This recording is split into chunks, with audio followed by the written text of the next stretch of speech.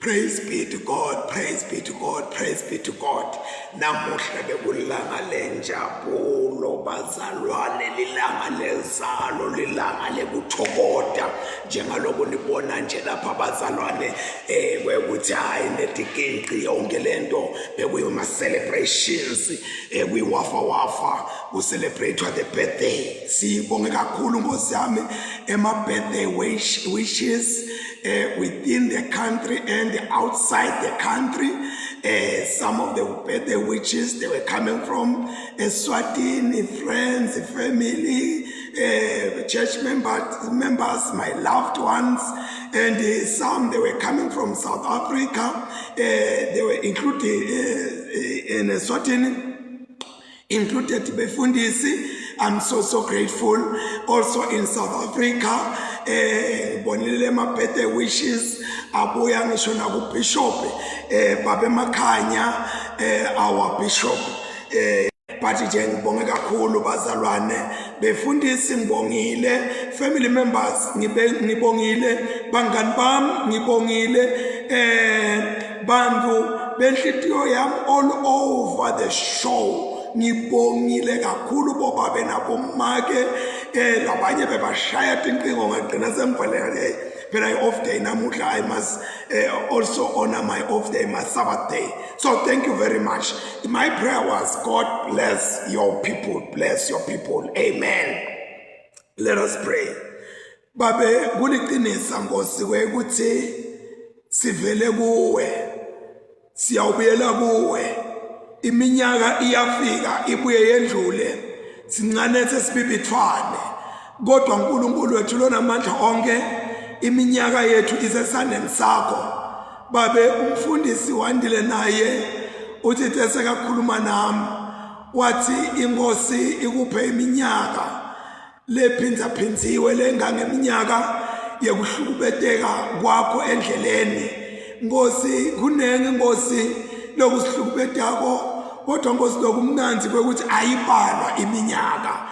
Babe siyabonga kakhulu bantwana bakho, siyabonga tilokotho tibusiso konke laba kwendlulisile namhlanje na siyakwemukela Nkosi, sikufaka ebhange lethu, sikufaka engungwini yethu la kuyawuthi khona mase kuswelekile sibese siyagwabula, siyakuthatha, siyakusebenzisa.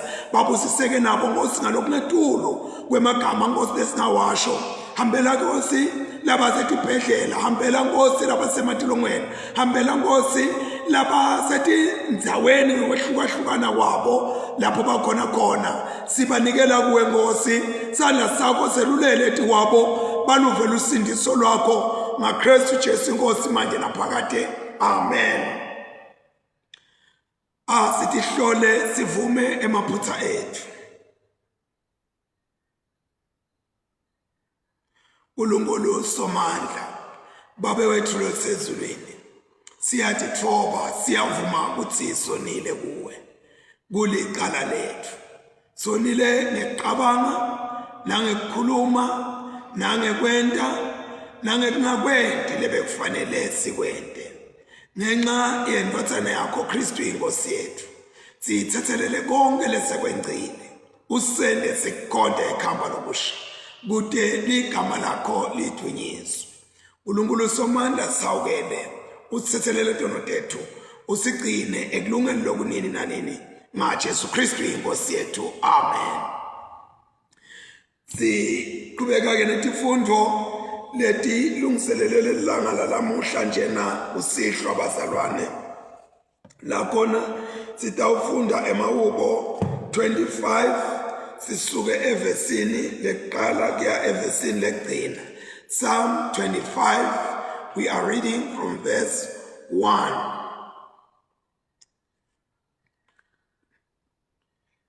Excuse me.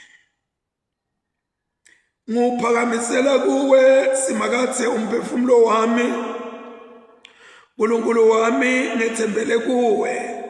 Ngisindise ehlazweni lekwehlulwa, titha tami tingatijabulisi ngami. Yebo, labo labethembele kuwe, kude namunye lo yawuhlazeka. Kepha bayawuhlazeka labo laba kuhlubuka ngelite.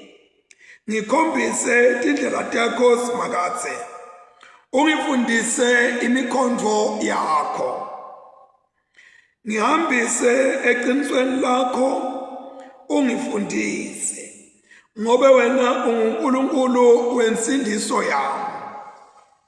Lithemba lami likuwe lonke lilanga, ngenxa yekulunga kwakho Simakatse. Simakatse, khumbula umusa wakho neluthando lwakho, ngobe kwakuvele kukhona phakathe. Ungatikhumbuli itono tami netiphambuko tebusha bami, kodwa ngikhumbule ngekwemsa wakho Simakatse, ngikhumbule ngekulunga kwakho. Simakatse muhle ulungile, ngako-ke ufundisa toni indlela lekungiyo sibili.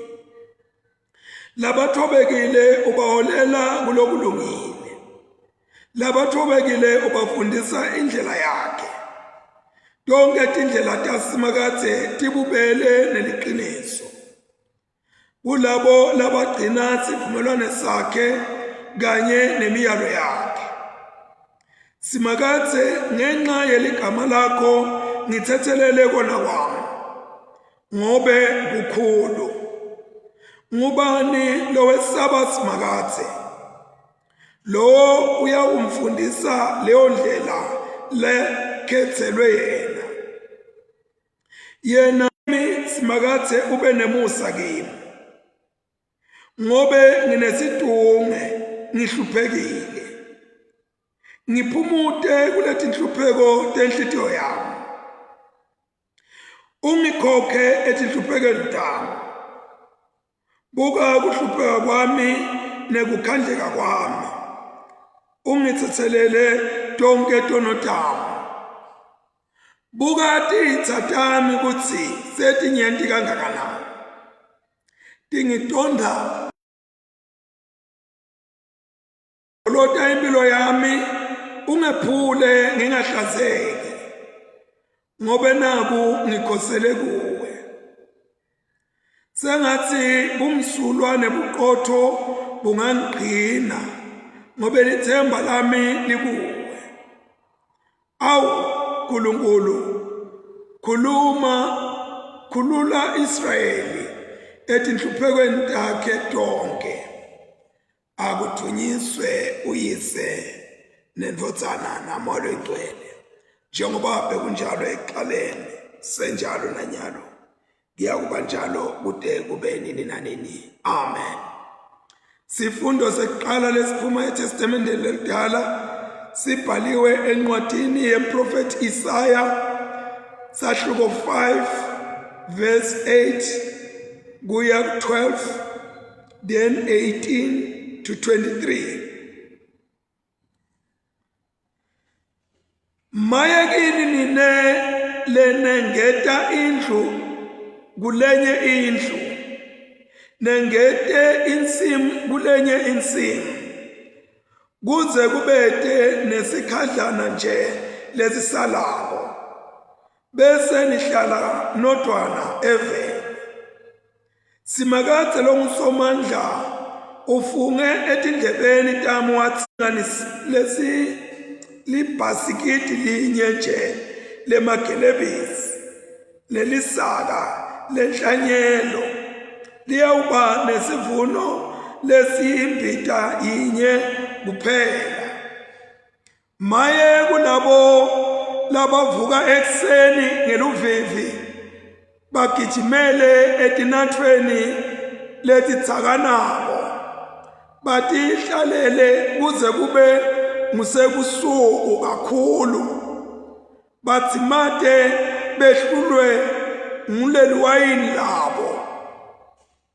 Banemahabhu nemalire ematsilini abo, nemafahlawane nemintshingozi kanye neliwayini, kodwa abatinaki tento taSimakatse, abayiboni imisebenti yetandla takhe. Verse 18. maye kulabo laba ujula sono ngetintsambo temaqebo badonse bubi kubesha ngathi kungetintsambo tetinqola maye kulabo labathi uNkulunkulu akasheshise akaphangise umsebenzi wakhe khona sitewubona longcwele wakaIsrayeli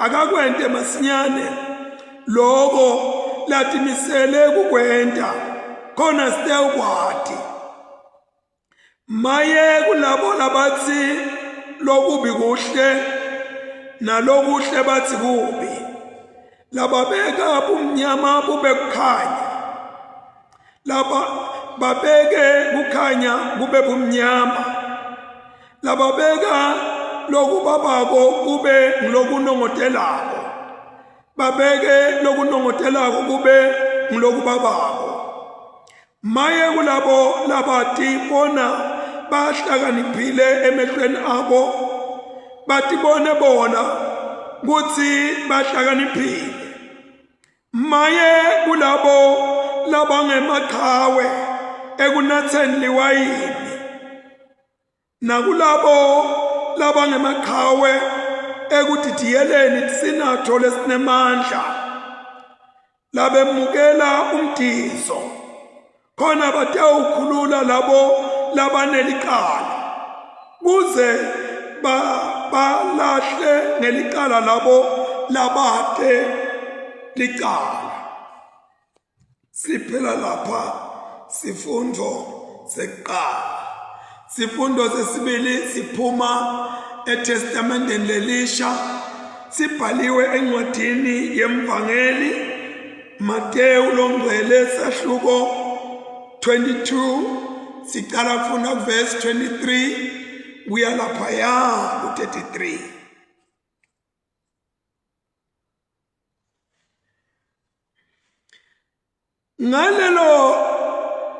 ngalo lelo langa kwefika kuye baSadusi labathi kude kuvuka kulabafile bathi mfundisi Mose wathi nakufa indvodza ingenabantwana umnakabo uyamngena lo mfelokati wakhe kuze atalele umufi bantwana manje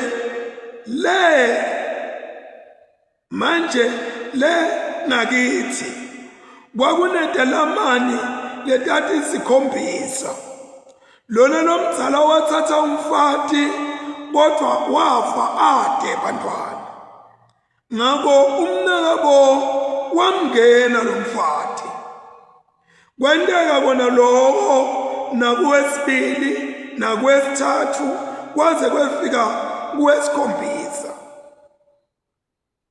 ekugcineni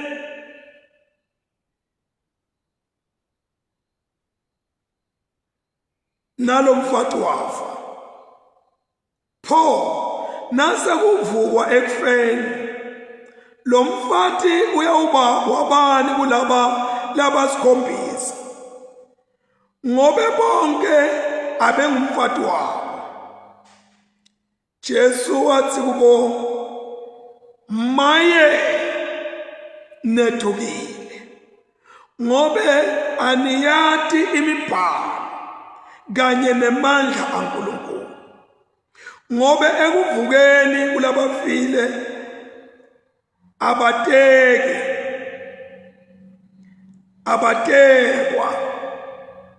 banjengetingelosi tasezulwini